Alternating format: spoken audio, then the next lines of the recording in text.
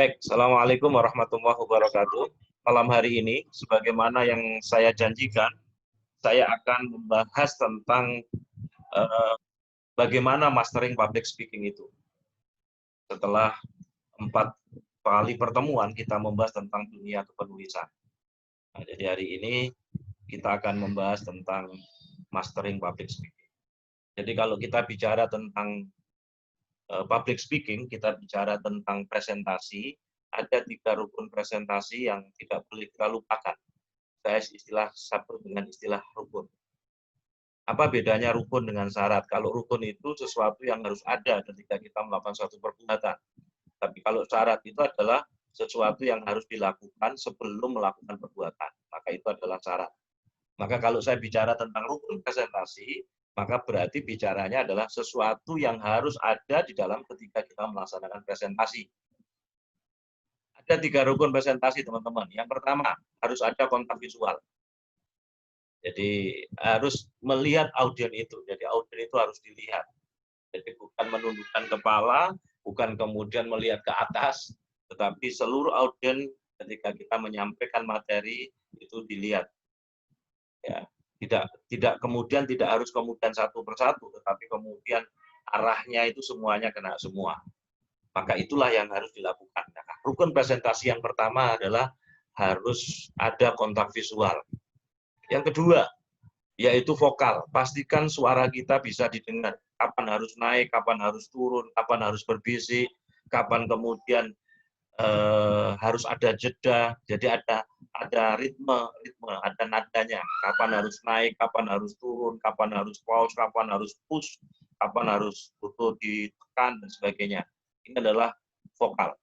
Dan yang ketiga adalah bahasa tubuh. Bahasa tubuh itu adalah mimik kita. Bagaimana kemudian ketika saya menyampaikan ada 3 rukun presentasi. Itu lain rasanya kalau saya hanya diam saja. Tapi saya harus menggunakan bahasa tubuh, mimik, sorot mata, dan semuanya. Itulah rukun presentasi. Dan yang keempat, tentu penguasaan materi. Maka ini basic dasar. Ketika kita melakukan presentasi, maka rukun presentasi ini tidak boleh hilang, tidak boleh lepas. Sebab kalau ini lepas, maka batal presentasinya. Setidaknya ada 3, ya. Kemudian ditambah 1 tadi adalah penguasaan materi. Karena dengan menguasai materi yang kita sampaikan itu membuat kita percaya diri. Seringkali nervous itu terjadi karena kita tidak menguasai materi. Jadi rukun presentasi tadi itu ada 3 tambah 1 berarti 4. 1 tadi apa? Harus ada kontak visual. 2 bahasa tubuh. 2 tadi apa? Vokal. Pastikan suara kita bisa didengar. Pastikan suara kita tidak monoton, jadi ada naik turunnya, ada kapan kita harus berbisik, kapan kita harus keras, kapan harus jeda. Nah, itu vokal. Kemudian yang ketiga adalah bahasa tubuh. Ya, bahasa tubuh, mimik, gestur kita. Maka latihannya, dulu saya dilatih oleh mentor saya adalah latihannya adalah di depan cermin. Karena dengan kita berlatih pidato di depan cermin, kita akan mengetahui bahasa tubuh kita, mimik kita. Bagaimana latihan vokalnya Pak Pake? Latihan vokalnya dulu dengan cara direkam. Jadi saya misalnya baca sebuah kisah atau cerita, kemudian saya sampaikan, saya ceritakan, kemudian saya disuruh rekam, suruh dengerin sendiri. Kalau kemudian saya paham, ngomong apa ini. Nah, kapan harus naik, kapan harus turun, kita bisa dengarkan dengan cara direkam. Itulah teman-teman sekalian yang saya sebut dengan istilah rukun presentasi. Kalau salah satu tidak ada, maka presentasi kita akan batal. Ya, silakan kalau ada yang ditanyakan, ada yang didiskusikan. Jadi biasanya kalau salah satu ini tidak ada, misalnya kalau mahasiswa skripsi atau tesis disertasi, kadang-kadang dia melihat slide-nya itu, kemudian dia melupakan kontak visual, hingga kemudian dosennya itu dibelakangi. Kalau saya tinggal keluar kalau saya ngegas itu. Jadi dia hanya bicara dengan slide, dia hanya bicara dengan laptopnya. Karena berarti satu rukun presentasi hilang. Itu apa? Kontak visual. Nah, yang namanya rukun itu harus ada di dalam ketika kita melakukan presentasi. Ya, rukun presentasi itu ada 3. 1 harus ada kontak visual, 2 harus vokal tadi itu, kemudian yang ketiga adalah gestur, bahasa tubuh, mimik kita. Ya, yang keempat adalah apa tadi? Penguasaan materi. Maka dengan menguasai materi itu, maka itu membuat kita percaya diri. Ya, kemudian nervous itu tidak terjadi. Jadi nervous itu terjadi teman-teman pertama karena dia tidak menguasai materi. Ya, dan nervous itu biasa. Dan hanya sekitar 3-5 menit. Kalau kemudian kita diam malah keringat semakin meruntuskan gitu. Atau kadang-kadang malah kaki bergetar. Ya, sampaikan saja apa yang Anda ingat. Jadi, biasanya nervous itu terjadi karena tidak siap materi. Yang kedua, dia dinilai oleh banyak orang. Apalagi di situ ada orang yang berpengaruh. Misalnya gurunya, profesornya, atau calon mertuanya, dan sebagainya. Sehingga semua biasanya dia bisa nyampaikan dengan enak, tapi kemudian dia nervous. Ketika nervous, maka kemudian itu yang menyebabkan, kalau dalam bahasa komunikasi namanya kecemasan komunikasi. Baik, teman-teman sekalian, itulah pengantar. Ya, pengantar saya ketika menyampaikan materi mastering public speaking. Silakan kalau Anda mau bertanya, Anda berdiskusi, karena sebenarnya public speaking ini adalah seperti menulis. Jadi semakin biasa akan jadi kebiasaan. Sehingga kemudian kita akan jadi ahli. Kemudian kita akan semakin banyak jam terbang, ini semakin membuat kita bisa menemukan kreativitas dan gravitas. Silakan, ini sebagai pengantar dulu. Kalau ada yang ditanyakan, bisa dibuka, di-unmute. Monggo. Ada waktu kesempatan sampai jam 10. Silakan, kalau ada yang ditanyakan. Ketemu dan kesempatan kita pendek ya. Monggo. Jadi itu beberapa prinsip ketika kita melakukan presentasi. Salah satu tidak ada, ini yang menyebabkan presentasi itu gagal. Biasanya kalau kemudian tidak ada kontak visual, audien kita akan rame. Kenapa? Karena kita tidak tahu bahasa tubuh audien tadi itu. Ada yang mengertikan atau tidak. Nah, kalau kemudian kita lakukan kontak visual, kita bisa melakukan antisipasi. Coba yang di belakang kok masih rame, nah, kita bisa lakukan itu. Atau kemudian kalau masih belum konsentrasi, kita juga bisa menggunakan icebreaker untuk mencairkan suasana, untuk mengembalikan dia konsentrasi lagi. Baik, monggo, silakan. Saya lebih suka kalau ada diskusi atau pertanyaan yang terkait, karena ini materi yang memang ilmu alat, dan itu dibutuhkan oleh banyak profesi. Di profesi apapun, kalau punya keahlian apapun, punya produk apapun, kalau kemudian dia tidak mampu mempresentasikan atau kemampuan untuk mendeliver sebuah pesan, maka produk itu tidak akan pernah laku. Oleh karena itu, kemampuan untuk mastering public speaking ini layak kita pelajari dan layak kita kuasai, dan itu profesi apapun. Silakan, monggo teman-teman sekalian, kalau ada yang ditanyakan, ada yang didiskusikan, lewat chat. Ya, silakan. Monggo, langsung aja yang Assalamualaikum warahmatullahi wabarakatuh. Ya. Ana ingin menanyakan mengenai kontak visual, Ustaz. Ya, keras. Ini kan Rat, untuk yang sekarang kan forumnya lebih banyak yang ya, silakan. Diskusinya via online. Apakah kontak visual juga masih diperlukan? Atau ada hal lain yang harus diperhatikan juga? Jadi kalau kemudian misalnya webinar kayak gini ini, kan kita harus bisa memvisualisasikan seakan-akan kemudian memang kita memperhatikan semua orang. Jadi kita harus memvisualisasikan. Karena dalam webinar ini kan ada yang menampakkan wajahnya kan, ada juga. Tapi kita harus mampu memvisualisasi bahwa ketika kita menyampaikan materi itu, bahwa kita ini bukan ngomong sendirian. Ya. Maka bicaralah pada pendengar Anda, ya, bukan pada kumpulan orang semata. Jadi kita harus hadir, benar-benar kita hadir, dan kita menyampaikan itu seakan-akan memang ada orang yang mendengar, ada orang yang memperhatikan kita. Sebab kalau kita tidak semacam itu, maka nanti tidak sambung rasa. Ya. Di beberapa waktu yang lalu saya harus menyampaikan materi misalnya tentang ada sekitar 200 orang, 300 orang, apalagi temanya motivasi dan kontemplasi. Dan itu dalam webinar, dan webinar itu kemudian tidak nampak wajahnya. Maka saya harus memvisualisasi, saya harus membayangkan. Saya harus kemudian menggunakan kata-kata visual, auditori, dan kinestetis. Sehingga para pendengar kita juga bisa membayangkan yang tipe visual, yang tipe auditori dia bisa mendengarkan, yang tipe kinestetis saya melibatkan emosi dan perasaan. Maka pendekatan kita nanti dalam menggunakan presentasi atau menyampaikan materi, kita gunakan kata-kata yang mewakili unsur visual yang mewakili unsur auditori dan yang mewakili unsur kinestetis. Karena audien kita ini bukan semuanya tipe visual. Audien kita juga bukan tipe auditori dan juga bukan semuanya tipe kinestetis. Maka pendekatannya adalah visual, auditori, kinestetis. Nah, apa ciri-ciri visual, auditori, kinestetis? Kalau visual itu biasanya dia akan mudah menyerap informasi dan komunikasi berdasarkan melihat. Biasanya cirinya kata-kata orang-orang visual itu adalah menurut pandangan saya, tampaknya, kelihatannya.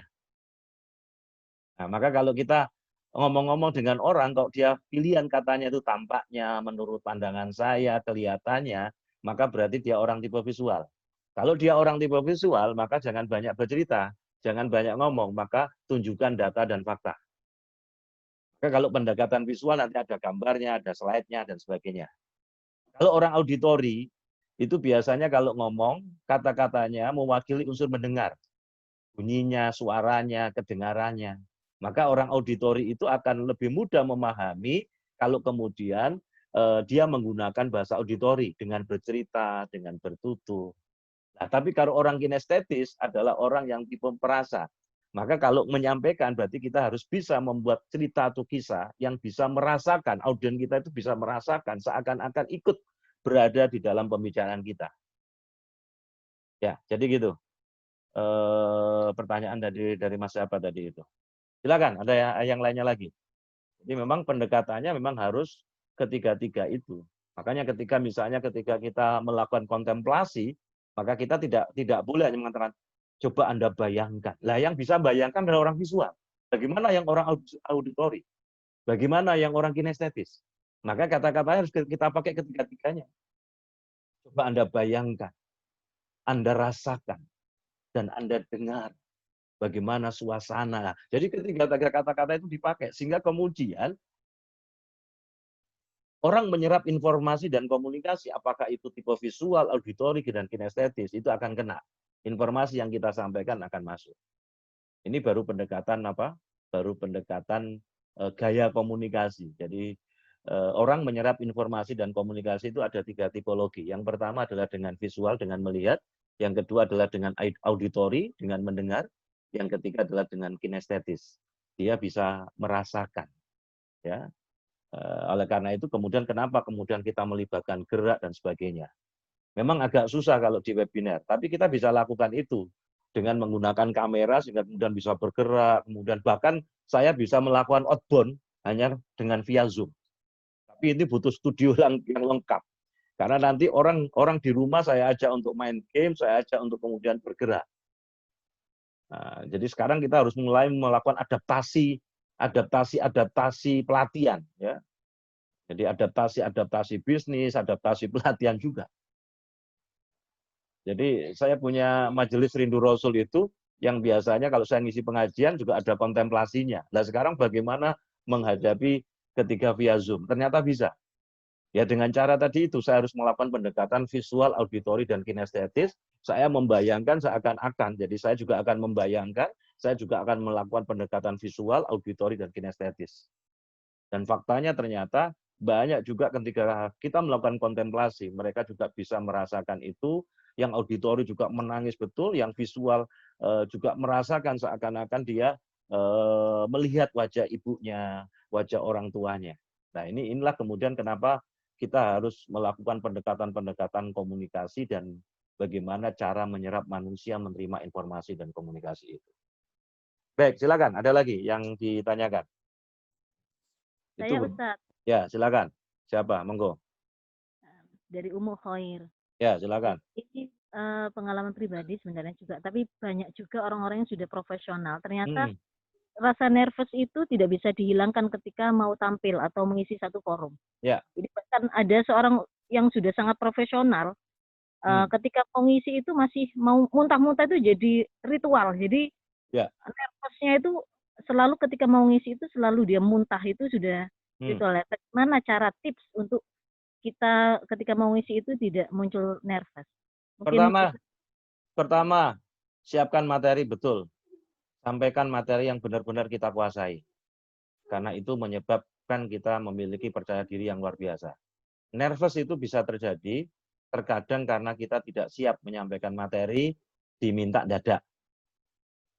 Nah, yang kedua, nervous bisa terjadi karena ada orang yang berpengaruh di situ atau di luar ekspektasi kita. Yang semula dikira yang hadir cuma sedikit orang ternyata sampai ribuan. Itu juga bisa menyebabkan nervous. Maka strateginya datanglah lebih awal. Jangan pernah terlambat. Datanglah 1 jam atau 30 menit lebih awal. Kalau saya ngisi di luar kota, saya mesti datang 1 hari. Karena kenapa? Saya harus bermalam di kota itu, saya harus melakukan observasi, saya harus kemudian cek sound, cek tempatnya, dan segalanya. Itu yang saya sebut dengan gladi resi, gladi kotor. Kemudian saya pada saat keesokan harinya, saya harus datang lebih awal dari peserta. Bahkan saya datang lebih awal dari panitia. Kenapa? Saya akan lakukan observasi di situ. Sehingga kemudian ketika kalau ada sesuatu yang membuat saya nervous, saya kemudian cari tempat yang agak sepi, entah di musola, saya sholat sunnah mutlak 2 rakaat, setelah sholat itu kemudian saya melakukan afirmasi, ya Allah, di bidang ini aku ahlinya ya Allah. Di bidang ini aku ahlinya ya Allah. Beri aku kesempatan untuk memberi pencerahan pada umat. Kemudian saya bacakan doanya siapa? Nabi Harun dan Musa. Rabbi shrah li sadri wa yassir li amri wahlul 'uqdatam min lisani yafqahu qawli. Atau kita bisa melakukan tapping. Ya, titik-titik tappingnya, nah, itu pendekatannya dengan ilmunya namanya EFT, ditambahi oleh adik kelas saya, beda fakultas, saya farmasi di UNER, depannya itu psikologi, namanya Ahmad Faiz, nah, yang nulis buku Chef itu, nah, ditambahi spiritual itu. Jadi titik-titiknya itu ditekan.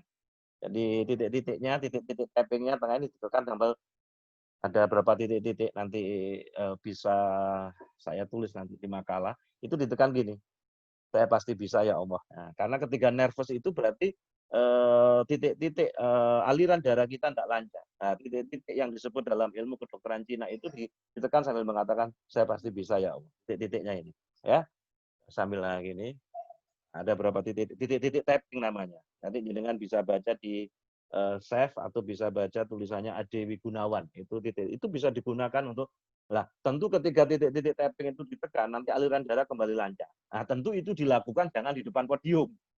Makanya datanglah lebih awal, kemudian afirmasi tadi, kemudian baca doa tadi. Setelah itu masuklah ruangan, Anda bisa minum air putih sambil bercakap-cakap atau untuk membuat bahasa mulut kita bisa makan permen dulu. Nah, tapi jangan lakukan tapping itu di podium. Bentar Bapak Ibu saya nervous ya, kemudian tekan kedua kita, Allah saya pasti bisa. Itu beberapa tips teman-teman untuk mengatasi yang namanya kecemasan komunikasi. Jadi kecemasan komunikasi itu hal yang biasa yang dihadapi oleh semua orang. Maka triknya tadi itu, datanglah lebih awal, siapkan materi, kemudian Anda lakukan apa tadi itu, menenangkan diri, baca doa, setelah sholat sunnah mutlak 2 rakaat, kemudian afirmasi, baca doa, atau kemudian Anda lakukan tapping tadi, biar aliran darah kita jadi lancar. Terus masuk ruangan, minum air putih, ya sudah santai saja. Ya, gitu. Silakan, ada lagi? Jadi hal yang biasa. Ya. Kadang-kadang bentuknya nervous, stres itu apa? Mau nyampaikan materi bolak-balik ke kamar mandi, ya, nguyang, nguyuh. Nah, itu juga bisa jadi nervous, bisa jadi stres. Ya. Oke, silakan, ada lagi? Monggo. Jadi sudah saya jawab untuk yang online tadi itu. Monggo silakan, masih ada banyak waktu sebelum kita break nanti. Bagaimana caranya menghilangkan rasa nervous ketika mengisi forum? Nah, tadi sudah saya sampaikan. Ayo, monggo, ada yang ditanyakan? Silakan, karena ini materi mastery public speaking saya lebih suka kalau kemudian Anda punya pengalaman, ada sesuatu yang menarik, nah itu Anda bisa tanyakan. Gimana Ustaz, saya menyampaikan materi di tengah menyampaikan materi blank. Nah, sering kan begitu menyampaikan materi blank, itu konti itu ya. Nah. Ya silakan. Kalau bertanya bisa dibuka di unmute ya. Oke, monggo. Atau kalau bisa live chat. Jadi saya coba streaming, tapi karena satu laptop jadi suaranya terganggu. Jadi suaranya yang masuk ke saya double tadi. Jadi memang harus ada 2 laptop. Ini kebetulan MC-nya tadi tidak hadir. Operatornya juga. Ya, ada lagi. Silakan, monggo. Boleh di-unmute itu, langsung di-unmute boleh bertanya. Nah, ini ada pertanyaan. Minta tipsnya. Untuk orang dengan tipe sanguin, berbicara itu relatif mudah, atau tipe melankolis dan koleris mungkin tidak terlalu sulit. Tapi membuat tipe plekmatis untuk mau bicara atau memberi respon itu relatif sulit. Minta kiat-kiatnya. Teman-teman sekalian, semuanya itu bisa karena biasa. Jadi belajarlah dan belajar. Nah, tadi perhatikan 3 rukun presentasi tadi itu. Semuanya bisa lakukan semuanya. Apa tadi? Kontak visual, kemudian vokal, kemudian bahasa tubuh, yang pertama penguasaan materi. Cara bagaimana kemudian kita melatih vokal kita dengan cara direkam tadi. Kita coba cari cerita, kemudian kita sampaikan, direkam, suruh dengarkan anak istri, terus ditanya, gimana? Waduh, gak paham aku ya. Caranya kayak gitu. Terus berlatih kayak gitu. Ya, dengan banyak berlatih, dengan banyak jam terbang, maka kemudian insya Allah akan mudah. Nah, bagaimana teman-teman yang kemampuan verbalnya kurang bagus, maka kita bisa menggunakan ice breaking. Nah, kita bisa menggunakan ice breaking. Ice breaking itu dipakai untuk mencairkan suasana. Tentu disampaikan di awal ice breaking-nya. Bisa teriak-teriak, bisa yel-yel, bisa dengan gerak. Jadi kalau sudah mulai tidak fokus, halo, hai, siapa diri kita? Itu diajari di awal, saya spesial, saya juara, saya pasti bisa. Itu yang namanya ice breaking. Jadi ice breaking itu bisa diajarkan di awal, ya, disampaikan di awal, dan itu dipakai untuk mencairkan suasana. Maka yang lebih penting adalah kenali diri kita, terus kemudian kuasai, setidaknya kita menguasai metode menyampaikan komunikasi dengan 3 ciri bahasa tadi, visual, auditori, dan kinestetis. Karena audien kita itu menyerap informasi itu ya terdiri dari 3 tipologi ini aja kalau terkait dengan menyerap informasi dan komunikasi, yaitu tipe visual, tipe auditori, dan tipe kinestetis. Baik, itu sementara yang bisa saya sampaikan. Monggo kalau ada yang bertanya lagi.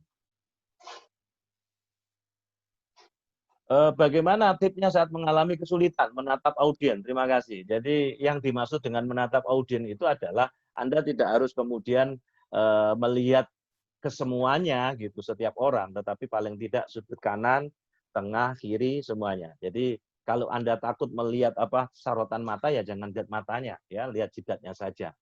Ya. Tetapi tidak boleh menjamkan mata, tidak boleh menundukkan, dan tidak boleh menengadah ke atas. Karena itu akan membuat presentasi itu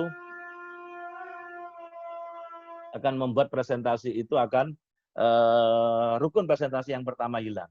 Dan itu akan akhirnya membuat orang jadi rame. Kenapa? Karena kita tidak tahu umpan balik audien tadi. Kalau kita tahu umpan balik audien, kita bisa melihat suasananya. Kalau orang lagi rame, bagaimana kita mencairkan suasana, bagaimana kita mendengar. Yang belakang kok rame saja ya. Nah, kalau kemudian kita tidak memperhatikan itu semua, artinya kita tidak melakukan kontak visual, kita tidak tahu umpan balik audien itu bagaimana. Oke. Baik, ada lagi. Untuk mengatasi gaya bicara yang terlalu kaku, formal, atau datar itu bagaimana, Ustaz? Makanya tadi, bahasa tubuh. Cara belajarnya di mana? Berlatih di depan cermin. Jadi jangan kaku koyok kemudian patung gitu. Jadi ketika menyampaikan ada 3 hal yang harus kita perhatikan, maka itu lain kalau kita sampaikan dengan bahasa tubuh. Itu akan nampak powerful. Nah, latihannya di mana? Di depan cermin. Dulu belajar khotbah Jumat di depan cermin itu diperhatikan oleh abi saya, oleh umi saya. Wah ini. Dan di depan cermin. Bagaimana senyum kita, bagaimana. Memang latihannya kayak gitu. Nah, disitulah berlatihnya itu adalah dengan cara berlatih di depan cermin. Nah sekarang ini kan kita bisa latihan merekam sendiri, latihan di depan video menggunakan HP, nanti direkam lagi, dilihat lagi, dievaluasi, kayak gitu memang belajarnya. Baik, teman-teman sekalian, ada lagi. Jadi memang rukun presentasi itu harus ada. Kalau salah satu tidak ada, memang batal presentasinya. Kalau dalam bahasa ilmu fikih batal, maka saya pakai istilah rukun presentasi. Satu ada kontak visual, 2 ya menatap wajah tadi itu, menatap audien maksudnya. 2 adalah vokal, pastikan suara kita kapan harus naik, kapan harus turun, ada ritmenya. Dan yang ketiga adalah bahasa tubuh, gestur, mimik. Yang keempat tentu penguasaan materi. Jadi sampaikan materi yang benar-benar kita kuasai. Maka dengan cara itu kita akan percaya diri. Dengan cara itu kita akan bisa menghilangkan nervous. Jadi sudah saya sampaikan tips-tips menghilangkan nervous. Saya sudah pernah tulis buku saya agak lama, judulnya Menjadi Dai yang Dicinta. Diterbitkan oleh Gramedia Pustaka Utama. Ya, itu bukunya warnanya hitam. Nah, di situ ada gambar saya ngisi di forum. Itu bukunya tahun 2011 insya Allah. Jenengan bisa baca itu bagaimana membuka, bagaimana menutup, bagaimana mengatasi kecemasan komunikasi. Buku yang saya tulis 2011 diterbitkan oleh Gramedia Pustaka Utama. Baik, itulah teman-teman yang bisa saya sampaikan. Silakan kalau ada pertanyaan lagi. Bisa tanya jawab, bisa live chat, bisa juga langsung di unmute. Ya, itu ada yang angkat tangan itu. Siapa itu ya? Bu Ummu Khair, silakan kalau ada lagi. Monggo.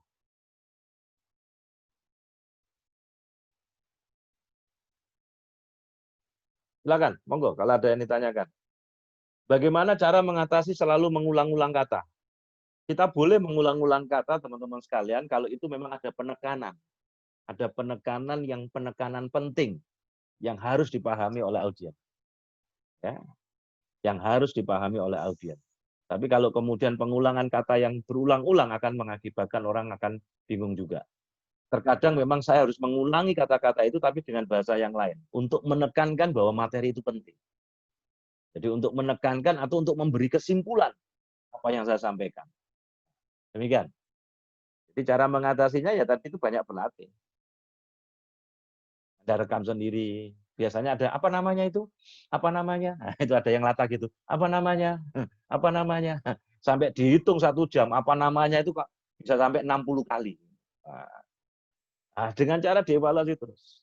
Kalau ingin menyambung agar untuk menghilangkan itu, Anda katakan jadi pakai kata penghubung atau jadi gunakan karena jadi untuk menghilangkan itu diganti kata-kata penghubung. Atau kadang-kadang apa yang dipikirkan itu kayak Pak Menteri aja. Jadi nya sampai berulang-ulang. Nah, itu semua bisa hilang kalau kemudian kita banyak berlatih. Dari situ kemudian kita tahu, oh, yang paling sering adalah apa namanya itu? Apa namanya? Nah, itu kan sering kan? Dengan kalau ada orang bilang, apa namanya itu? Apa sampai apa namanya itu 1 jam itu apa namanya ketemunya 60 kali. Itu nanti ada trik. Apa tadi diganti dengan kata-kata sambung tadi. Diganti kata-kata yang memicu kalimat yang lainnya. Baik. Begitu teman-teman sekalian. Ada lagi. Maka penting juga teman-teman untuk menyiapkan apa poin-poin penting. Jadi kalau tidak ada PowerPoint kita bikin secari kertas itu agar kita bahasan yang saya sampaikan nanti itu 1, 2, 3, 4 tadi sampai kita lihat. Oh ini tadi sudah saya jelaskan. Nah bagaimana kalau kemudian di tengah-tengah nyampaikan materi itu blank kosong gitu. Nah, Anda jangan berhenti, Anda bergerak. Biasanya trik yang saya sampaikan itu, yang saya lakukan itu adalah saya sambil bergerak karena ada asupan oksigen yang terlambat di otak kita sehingga kemudian membuat blank. Saya kemudian sambil bergerak, sambil kemudian tadi saya menjelaskan ada 3 hal. Apa tadi? 1. Nah, saya sambil bertanya, sambil mikir. 2, 3 itu sambil ingat-ingat. Oh ya, saya tadi menerangkan apa ya? Nah, itu salah satu trik. Salah satu trik kalau kemudian kita blank jangan berhenti, malah tambah berhenti. Kita bergerak terus kemudian kita ngulang. Ada berapa hal tadi apa? Sambil ngulang. 1 apa tadi? Sambil berjalan bergerak. 2. Sambil ingat aku mau jelas nopo yo. 3. Makanya di sini penting kemudian kita bikin kerepean, apalah. Bikin apa? Poin-poin penting yang mau kita bahas. Biasanya kalau dalam forum besar itu slide-nya itu kita letakkan di depan audiens tapi membelakangi yang paling belakang, membelakangi audiens. Di depan kita, tapi di belakang audiens. Sehingga kemudian pembicara itu bisa melihat slide dengan terang, dengan jelas. Seakan-akan dia hafal, padahal nggak di depannya. Jadi kalau seperti penyiar TV itu biasanya naskahnya itu di depan itu. Dia tinggal baca saja kelihatannya seperti apa. Nah, saya seringkali kalau bikin acara gitu, saya bikin PowerPoint-nya itu saya letakkan di depan pembicara sehingga pembicara bisa lihat, tapi peserta nggak tahu. Atau kemudian di panggung itu ada laptop yang dia bergerak, dia bisa lihat itu. Di samping ada laptop materi, ada timekeeper batas waktu itu. Baik, silakan teman-teman sekalian. Di tempat saya sebentar lagi waktu adzan, dan nanti kita break sebentar. Monggo kalau ada pertanyaan bisa disampaikan di live chat, atau kemudian Anda bisa langsung membuka unmute tadi itu untuk bertanya. Sementara saya mute all karena biar suara dari luar tidak masuk, sehingga kemudian tidak terganggu. Karena nanti ada dodol bakpo lewat, dodol bakso lewat, pangsit, mau masuk suaranya ke sini, sehingga kemudian kita tidak konsentrasi. Baik, silakan. Monggo. Itu tadi penjelasan saya tentang rukun presentasi. Ya, ada 3, 1 ditambah tadi ada penguasaan materi. Dan saya juga sampaikan bagaimana mengatasi kecemasan komunikasi, bagaimana kemudian trik-triknya tadi itu. Monggo. Semakin banyak bertanya, semakin memicu ilmu itu dibuka dengan bertanya. Kalau tidak bertanya ya guru ya tidak bisa jawab gitu. Karena tidak ada pertanyaan gitu. Monggo, silakan. Saya tunggu.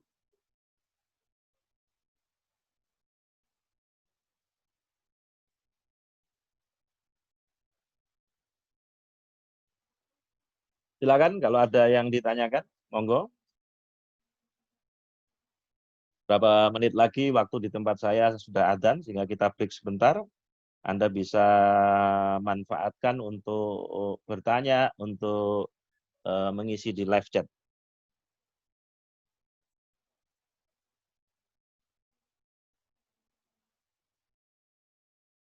Silakan teman-teman, kalau ada yang ditanyakan, ada yang didiskusikan. Inilah beberapa materi yang saya bisa sampaikan di malam hari ini. Mau bertanya, Ustadz? Ya, silakan. Bagaimana bisa menjadi pemateri yang menginspirasi? Jadi bahasa-bahasa kita itu menjadi inspirasi bagi orang yang kita isi. Yang pertama, banyak membaca. Banyak membaca, kumpulkan kata-kata motivasi, dari bacaan itu membuat pilihan kata kita jadi banyak. Jadi kalau kita ingin jadi penulis yang baik, menjadi pembicara yang menggugah dan menginspirasi, maka tidak bisa tidak kita harus banyak pengetahuan. Nah, bagaimana mungkin kita bisa banyak pengetahuan kalau kita tidak banyak membaca, tidak banyak berlatih? Maka rahasianya adalah membaca, dan berlatih. Jadi usahakan setiap hari sisihkan waktu 1 jam saja membaca buku-buku di bidang keahlian yang memang kita ingin kuasai. Kalau seminggu kita bisa menghabiskan 1 buku, maka berarti 1 bulan kan 4 buku. Maka kalau 1 tahun berarti 48, 1 bulan 4 buku, berarti kalau 1 tahun 4 kali 12 berapa? 48.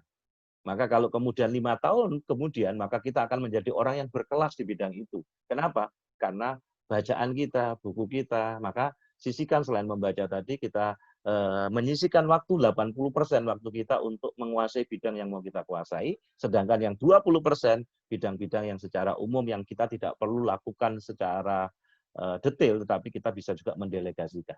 Maka dengan cara mengalokasikan waktu semacam itu, kita akan menjadi orang yang berkelas di bidangnya. Sederhana tadi. Kalau kita mau menyisihkan 1 jam membaca buku, dan kalau seminggu 1 buku, dan itu buku-buku tentang keahlian yang ingin kita kuasai, maka 1 bulan sudah 4 buku. Ya, kemudian ditambah ikut berlatih, ikut belajar pada orang yang ahli di bidangnya, kita cari mentor yang ahli di bidang yang mau kita tekuni. Kalau dalam buku saja berarti 1 bulan 4 buku, 1 tahun berarti 48 buku. Maka kalau 5 tahun kan hampir 250 buku, ya 300-an buku. Maka Anda akan jadi ahli di bidang itu. Anda akan kayak seorang dokter. Jadi sebenarnya adalah persoalan fokus dan kemudian kreativitas. Ya, saya pikir itu.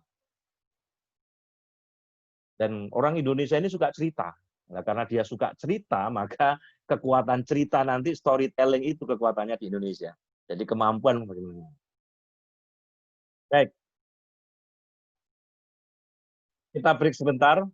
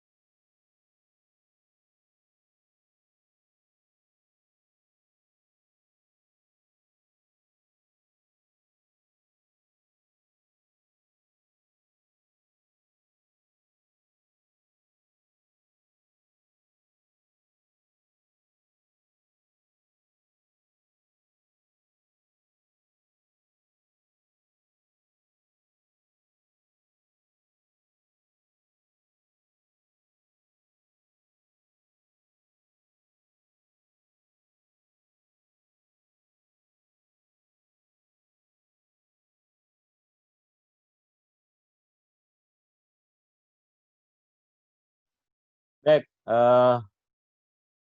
kita lanjutkan lagi teman-teman sekalian. Tadi di tempat saya sudah dan Isa, sehingga kita break sebentar. Bagaimana kita misalnya sudah siap dengan materi, tetapi ketika di tengah-tengah presentasi kita blank. Nah, tadi sudah saya jawab.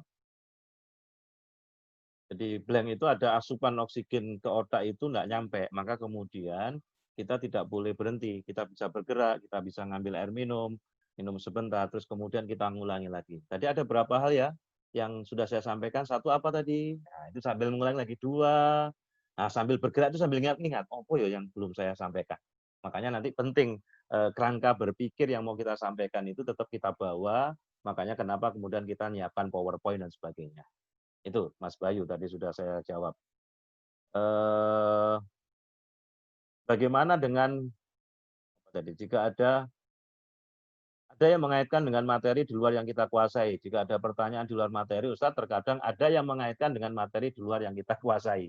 Ya, kalau memang kita bisa jawab, ya dijawab. Kalau tidak, kita juga bisa sampaikan. Mohon maaf Bapak atau Ibu, saya tidak menguasai materi itu dan saya belum baca. Jadi mohon maaf, nanti kalau saya sudah bisa baca dan pahami, nanti saya akan sampaikan. Itu lebih baik, lebih gentleman. Daripada kemudian kita jawab ngawur dan salah. Dan itu cara saya diajarkan oleh guru saya, kiai saya kayak gitu. Jadi tidak harus kemudian semua pertanyaan dijawab. Kalau kemudian kita memang tidak tahu, ya katakan tidak tahu. Kalau kemudian kita belum membacanya, ya kita sampaikan, saya belum membacanya. Jadi gitu. Oke, ada lagi? Kita coba lihat lagi pertanyaan di... Salah satu bentuk kegugupan yang saya alami adalah suara bergetar, Ustaz. Ya, meskipun kadang sudah merasa siap, tapi selalu muncul. Meskipun hanya di awal-awal. Apakah ada tips untuk mengatasinya? Ya, nervous itu, kecemasan komunikasi itu memang 3 menitan lah, 3-5 menit. Maka sampaikan saja apa yang Anda pahami. Ya, sampaikan saja, nanti lama-kelamaan hilang. Nah, salah satu tipsnya tadi itu saya tadi sudah mengatakan datanglah lebih awal. Sehingga kita bisa mengantisipasi, mengobservasi, oh ini ada orang yang berpengaruh. Wah, Anda bisa lakukan yang tadi saya ajarkan itu. Anda cari tempat yang tenang di musola, Anda sholat sunnah mutlak 2 rakaat, Anda kemudian afirmasi diri, saya pasti bisa ya Allah, di bidang ini aku ahlinya. Anda baca doa Rabbi shrah li sadri wa yassir li amri wahlul 'uqdatam min lisani yafqahu qawli. Itu kemudian Anda lakukan tapping, titik-titik yang tadi saya katakan itu. Nah, sambil mengafirmasi diri. Ya, jadi memang hanya beberapa menit saja. Nah, makanya datang lebih awal, minum air hangat atau minta air putih sama panitia, kemudian atau bisa makan permen, ya udah enjoy saja. Gitu. Jadi memang nervous itu di awal-awal gitu. Kalau kita berhenti malah semakin reda. Ya sudah, sampaikan saja. Saya pernah dulu SMA kelas 1 itu diminta khotbah Jumat di SMA 6, sudah saya siapkan materinya. Hampir seminggu lebih itu saya belajar, saya ngapal. Pada saat khotbah Jumat blank itu. Pengertian blank itu materi khotbah yang saya sudah siapkan naskahnya itu gelap, enggak kelihatan. Itu sampai kemudian keringet tak jagung-jagung itu. Nah, rupanya guru saya tahu saya mengalami itu. Maka kemudian dia lewat belakang masjid, kebetulan kan ada podium kan sehingga kaki saya enggak kelihatan. Dipegang kaki saya itu sambil guru saya mengatakan, guru agama saya namanya Ustaz Irfan. Udah, saya ingat kamu. Nah, sak mencodotmu, sak ilingmu. Dia bilang gitu. Akhirnya saya bilang, an-nadhafatu minal iman. Wah, saya jelaskan itu. Tahu-tahu pulsanya kelihatan lagi. Jadi memang hanya sekitar 3 menitan. Tapi kalau kemudian kita berhenti malah semakin. Nah, jadi sampaikan aja apa yang kemudian kita ingat. Nanti kemudian setelah itu terbuka naskahnya tadi. Kita bisa baca lagi dengan tenang. Dan setiap orang pasti akan mengalami pengalaman itu. Ya, demikian Mbak Arimbi atau Bu Arimbi Utami. Silakan, ada lagi. Monggo. Itu. Monggo, silakan. Kalau ada yang bertanya, monggo. Masih ada waktu sekitar 10 menit. Jadi jenengan bisa bertanya, berdiskusi tentang mastering public speaking ini. Hari ini kita akan membahas tentang mulai dasar-dasar tentang mastering public speaking karena ini ilmu alat yang mesti kita pakai ketika kita punya ide, punya gagasan, maka kita mesti menyampaikan ide dan gagasan. Ketika kita punya produk bagus, kalau kemudian kita tidak mampu menyampaikan dengan baik, maka juga akan kesulitan. Monggo, silakan. Masih ada waktu teman-teman sekalian, kita sekitar 10 menitan, 10 sampai 12 menitan mungkin. Karena kita akan selesai sekitar jam 7. Paling lambat jam 7.05 atau jam 7:10. Silakan. Monggo, kalau ada yang ditanyakan bisa chat-nya langsung dipakai atau kemudian jenengan bisa bertanya langsung ya. Karena ini public speaking, Anda bisa menggunakan suara, voice. Ya, silakan. Ada Bu Lili, ada Bu Arimbi, ada Bu Mukhair, ada Ibnu Syam, ada Mas Bayu, ada Bukus, ada Mas Hafid, ada Mas Abdul Karim ini dari Papua ya. Kalau di Papua sudah malam ini, sudah jam 9 ini kalau di Papua. Ya, silakan. Monggo teman-teman sekalian. Kalau ada yang ditanyakan, ada yang didiskusikan tentang dunia mastering public speaking ini. Monggo, ada? Kalau tidak ada, ya saya akhiri. Silakan. Masih ada waktu 10 menit, teman-teman sekalian.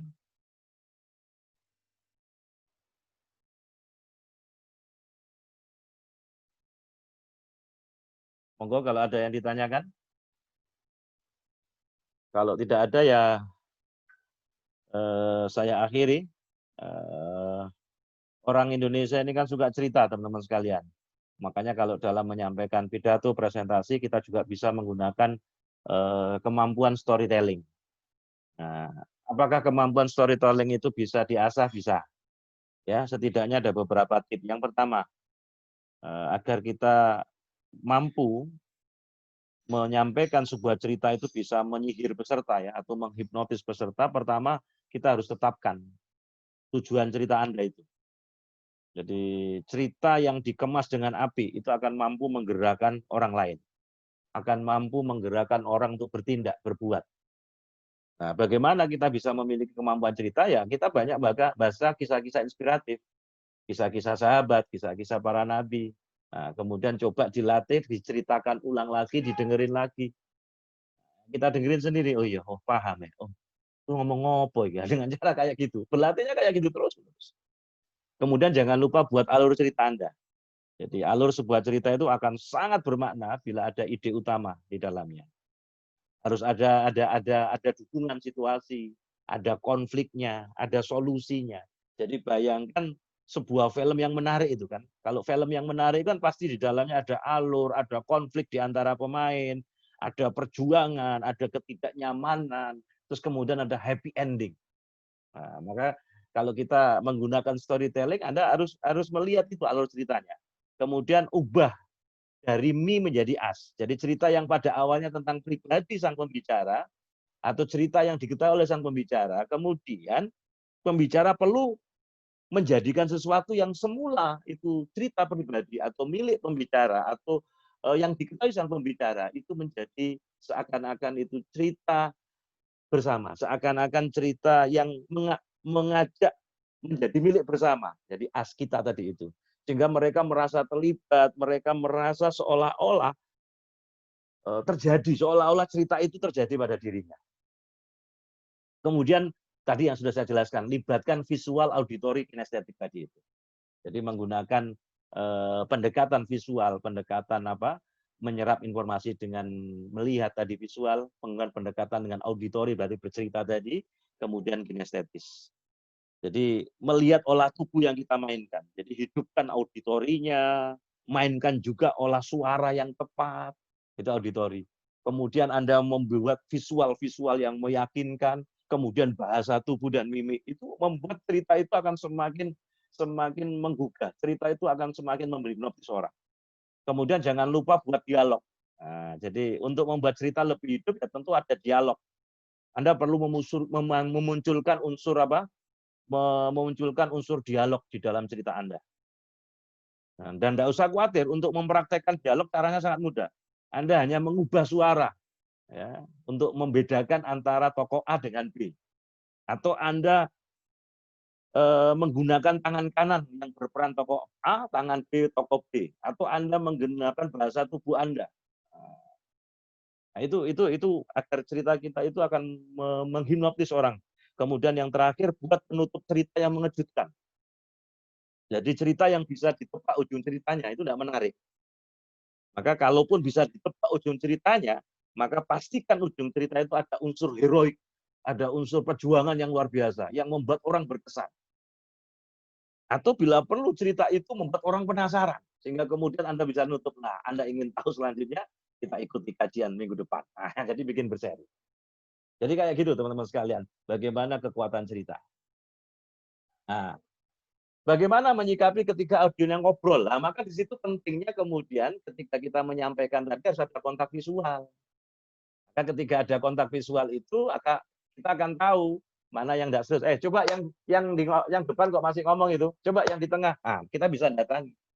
Kita bisa menegur. Nah, dengan cara itu akhirnya atau kita gunakan ice breaking. Ya, agar cair suasananya agar kembali konsentrasi. Ya, demikian. Ada pertanyaan dari Ibu Kusriah. Ada lagi teman-teman sekalian. Nah, itu beberapa tips yang bisa saya sampaikan hari ini. Bagaimana rukun presentasi tadi itu, bagaimana mengatasi kecemasan komunikasi, kegugupan, terus kemudian bagaimana kemudian blank di tengah-tengah jalan kok blank gitu. Sudah saya sampaikan trik-triknya, dan juga bagaimana kita menyampaikan cerita itu sehingga bisa menghipnotis orang. Nah, dalam bahasa saya menghipnotis. Nah, maka kita harus menentukan beberapa hal tadi. Yang pertama kita harus benar-benar menentukan tujuan, ya. Tetapkan tujuan cerita Anda, kemudian buat alur cerita Anda tadi itu. Yang namanya alur kan berarti nanti ada konfliknya antar pemain, kemudian ada perjuangan, ada ketidaknyamanan, namun akhirnya jadi happy ending, kemudian ubah me menjadi us. Yang semula cerita itu tentang pribadi sang pembicara atau yang diketahui pembicara, maka buat itu cerita seakan-akan itu milik bersama, yaitu kita. Sehingga kemudian audiens itu merasa bahwa dia ikut ada di dalam cerita itu. Kemudian libatkan tadi pendekatan apa? Visual, auditori, kinestetis, dan yang kelima adalah buat dialog. Dengan cara apa? Membedakan suara. Kalau misalnya peran A, kalau peran B suaranya bagaimana. Atau kemudian tangan kanan ini A, tangan kiri B. Kita menggambarkan kayak gitu. Atau kita menggambarkan bahasa tubuhnya. Dan itu membuat audiens itu akan terkesan dengan cerita kita. Dan yang terakhir tadi buat penutup cerita yang mengejutkan. Ya, yang mengejutkan. Nah, bagaimana caranya Pak Bagi? Ya, caranya cari kisah-kisah cerita yang inspiratif, kemudian kita baca, dengan nada naik turun, dengan nada yang sesuai, kita rekam sendiri, kemudian kita dengerin. Atau keluarga kita suruh dengerin, sehingga kemudian kasih masukan. Memang berlatihnya kayak gitu, teman-teman. Bisa itu karena biasa. Ya, baik, kalau tidak ada pertanyaan, mungkin ini yang bisa saya sampaikan, teman-teman sekalian. Mudah-mudahan bermanfaat, mudah-mudahan berkah. Insya Allah ini sudah saya rekam. Tadi maksud saya streaming, tapi ternyata harus ada 2 laptop. Jadi biar tidak terjadi, karena memang adminnya ada kesibukan sehingga kemudian belum bisa bantu saya secara maksimal. Tapi saya berusaha, saya rekam, nanti akan saya upload di channel YouTube saya, Pakai Sarif. Nanti kemudian bisa diakses, dilihat oleh teman-teman. Ya, jangan lupa kemudian like, komen, dan subscribe. Ya.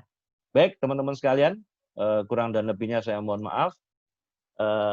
Apa yang saya sampaikan nanti ada rekamannya, kemudian ada bentuk tulisannya.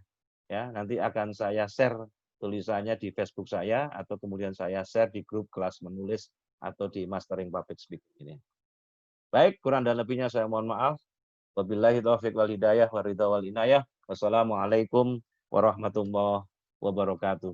Kita ketemu minggu depan dengan bahasan-bahasan dunia Mastering Public Speaking. Sukses untuk kita semua. Sekali lagi mohon maaf. Sukses, terus belajar, membaca jadikan kebiasaan, menulis jadikan kebiasaan, dan ajarkan apa yang kita baca, apa yang kita tulis kepada orang lain. Assalamualaikum warahmatullahi wabarakatuh. Waalaikumsalam.